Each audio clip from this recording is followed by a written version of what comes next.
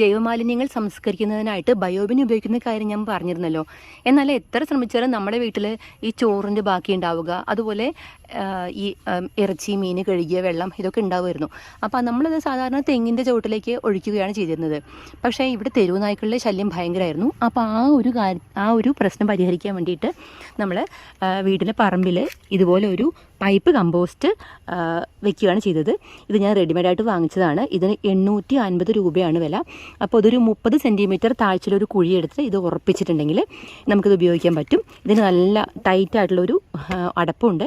അപ്പോൾ ആദ്യം ഉപയോഗിക്കുന്നതിന് മുന്നേ ആയിട്ട് ഇതിലേക്ക് കുറച്ച് കരിയിലകൾ ഇട്ട് കൊടുക്കുക. എന്നിട്ട് നമുക്ക് എല്ലാ വേസ്റ്റും, ജലാംശമുള്ള വേസ്റ്റും എല്ലാം നമുക്കിതിലേക്ക് ഇട്ട് കൊടുക്കാം.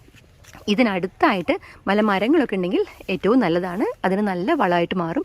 ഞാനിവിടെ ഇതിനടുത്തായിട്ട് ഒരു പ്ലാവിൻ്റെ തൈ നട്ടിട്ടുണ്ട്.